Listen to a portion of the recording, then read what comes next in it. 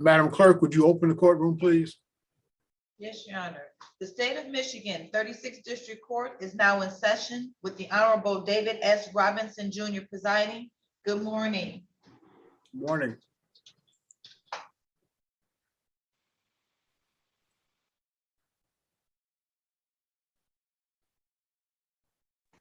Mr. Neal, good morning. Good morning, Your Honor. What file do you have today? I'm here for Michigan First versus Lewis. Okay, I have her. Let's get started.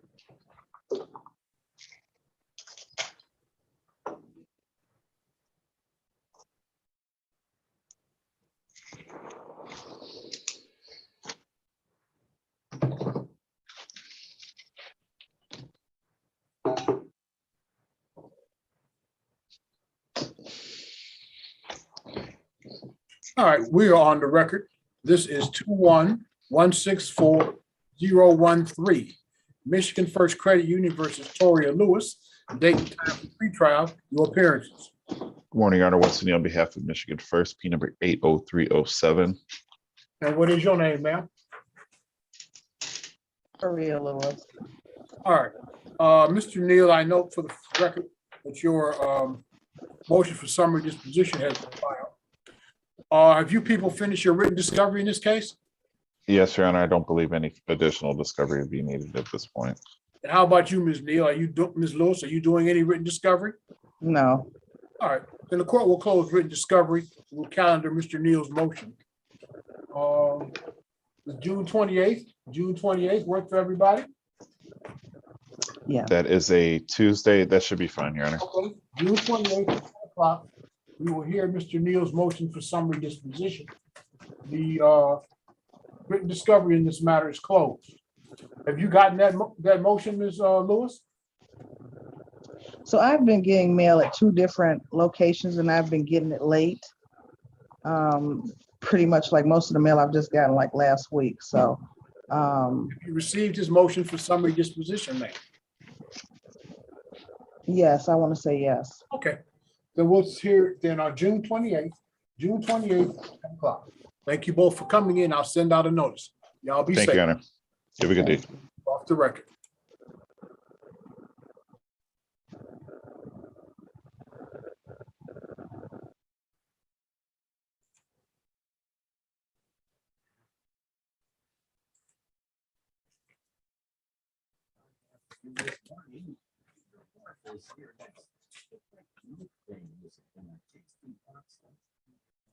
At noon time, I'll see you this afternoon. On the drive time on the side, WRCJ FM. Today's day sponsor is Claudine Held King in memory of her husband, Bob King, who had enjoyed the unofficial start of summer. Gathering to celebrate his and his grandson AJ's birthdays on this long holiday weekend. Bob loved his family and friends and liked relaxing with good music on WRCJ. Loved him and he was always being clean. Support for WRCJ comes from Old St. Mary's Roman Catholic Church in downtown Detroit. Inviting you all to the weekly First Friday High Mass in 2004. Experience the authentic Catholic tradition of Latin Mass, including the church's rich music and tradition. Sacred faith. Join this Friday, June 3rd at 7 p.m. Free private parking provided in the church's loan. For more details, go to stmarysdetroit.com. Hi, this is Alexander Saunders, and you're listening to my favorite station.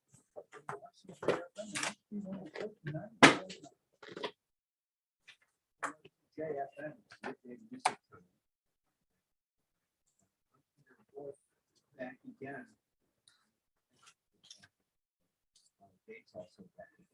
Mr. Cox, good morning. Good morning, Judge. How are you today? Good, how are you? I am fine. Did you have a good weekend? I did. How about yourself? Yeah, having that extra day, my goodness, what a blessing. That was my first day off since New Year's Day. Oh, wow, that's working too hard. Working way too hard. You've got Midland Credit versus Kevin Hurst. Yes, Judge, I do. Hurst, let's get him in here.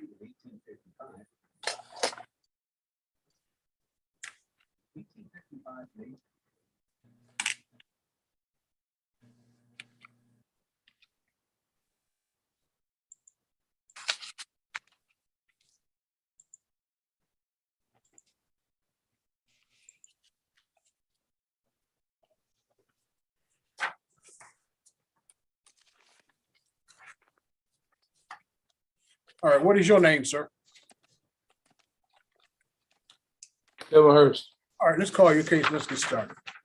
We are on the record calling 2-1-170-598. Midland Credit Management versus Kevin Hurst. Date and time for pretrial. Your appearances. Good morning, Your Honor. May it please the court, Suzanne Strickarts, P 44018, on behalf of the plaintiff. And your name, sir. Kevin Hurst. Okay, where are we on this file, people? Your Honor, we had a pretrial. You opened up a written discovery. We did send discovery out. We did receive it back, apparently unopened, indicating there was a written on the envelope itself. It had written, I'm reading here, I do not accept your offer to contract, all rights reserved, UCC 1-308 signed, and then it was a return to sender, Judge. All right, So Mr. we attempted to do discovery anyways. Mr. Hurst, did you refuse to accept the mail? Did I refuse to accept the mail? Yes. Sir, you can't do that. I can refuse to accept any mail that come to me, Thank you, sir. Thank you, sir. Okay, this is what we're going to do. One of the things she sent you were requests for admissions. If you do not provide proper answers to those requests for admissions, they are deemed to be conclusively admitted. Do you understand that, sir? Objection, Your Honor. Do you understand what I have said?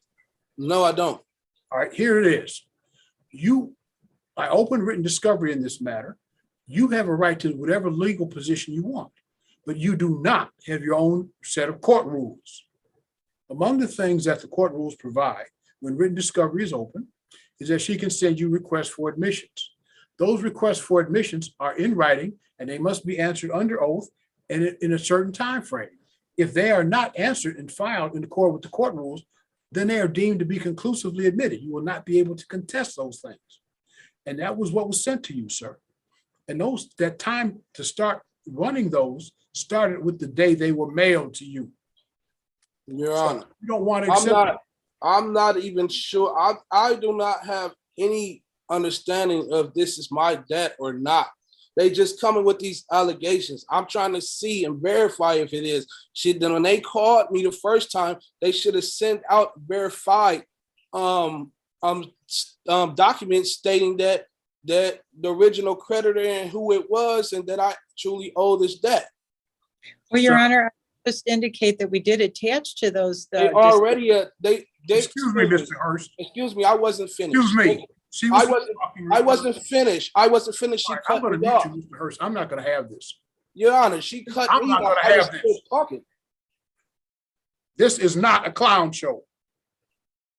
Oh We will my speak goodness. one at a time. I can't finish my You statement. will speak one. Don't interrupt me again, Mr. Hurst. Go ahead, sir. Why, thank you. You will speak one at a time. You will not interrupt each other. You will not interrupt me. Do you understand what I have said? Mr. Yes, sir. Hurst. I don't understand anything. Okay, fine. I don't even understand why I'm here. I'm going to mute I don't you. even understand what's going on. I'm muting Mr. Hurst, and I will let Ms. Strickard say what it is she wishes to say. Then I will unmute Mr. Hurst and allow Mr. Hurst to speak. Ms. Strickard, you were responding, Mr. Hurst. Yes, sure. I was just indicating that we did attach the account statements, the full chain of title and seller data sheet to the packet. So even though there was no requirement, we did want to provide that to the defendant. And so that was in, all of those materials were in the packet that was rejected, Judge. I guess we looking at this point, maybe for summary disposition date. Well, let's let Mr. Hurst respond.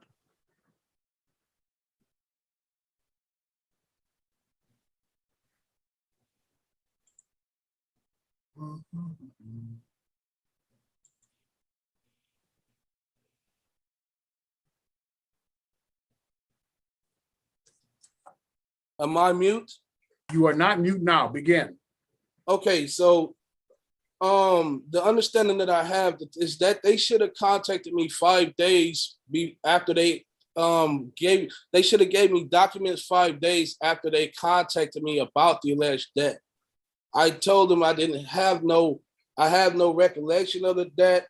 Yeah, I don't even know enough information to admit or deny the allegations to the debt. So if they're accusing me of this debt, I would like to ask them a few questions so that they can verify that this debt even belongs to me. And that's why I refused the packet, because I don't know if they're trying to contract with me or not. I didn't know what it was, so I sent it back. All right, let me explain it to you again. Whatever political views you have, I had no understanding that they were sending me these things. They didn't even tell me that they was going to send me. In the last court date, did they say, or did she say, we're going to send you something? sir, I opened written discovery. That allows you to serve written discovery. That allows her to serve written discovery, and she did so. If you elect not to receive it, then that's on you. That's the risk, and you bear the risk of that. But I would urge you, and let me tell you, as I told you at the beginning, you have an absolute constitutional right to represent yourself, but what you do not have is a right to your own set of court rules. You may not be frustrating the court rules, sir, by refusing to accept mail. If that's the choice you make, then that's the choice you make, and you will have to live with the consequences of that.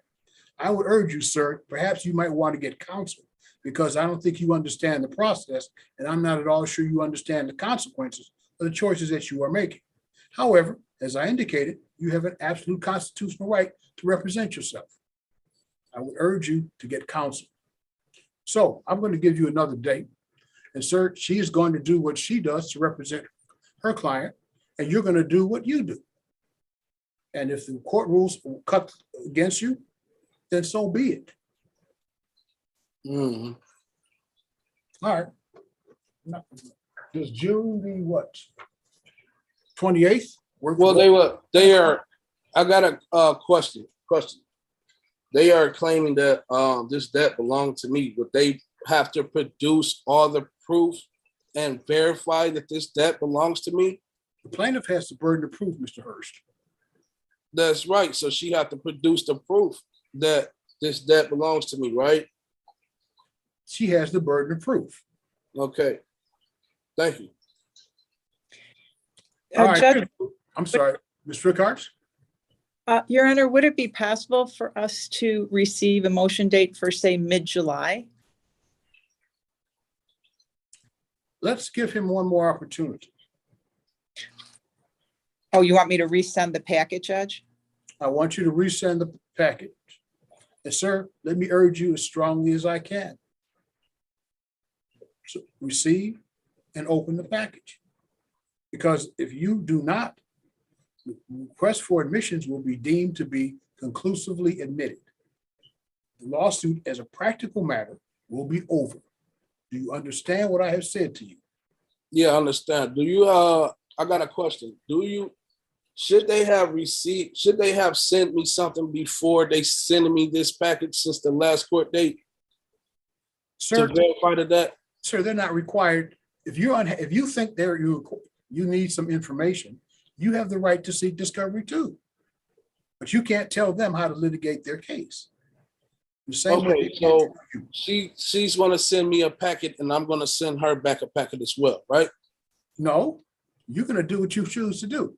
She's going to send you again those requests for admissions. Well, you said the Don't interrupt me again. We had this conversation before, didn't we? Sorry. We had this conversation before. Go ahead. As a courtesy to you, she's going to send you the request for admissions one more time. You will either accept the package or you will not. You will answer and serve the request for admissions in accord with the Michigan court rules, or you will not. And then if you do not, then those things will be deemed to be conclusively admitted. If you choose to send written request for discovery, you have a right to do that too. You can send written interrogatories, request for production of documents, and request for admissions, same as her. So we'll see you all guys, people again, June 28th, 22 at 10 o'clock. For a judge? I'm sorry? And that's a pretrial again. That's a pretrial, and I'll continue the written discovery, but I would urge you, Mr. Hurst, if you're not going to participate in discovery here, You're gonna find things are gonna go against you very quickly. We're off the record. Thank you, Your Honor. Have a good day. Be safe.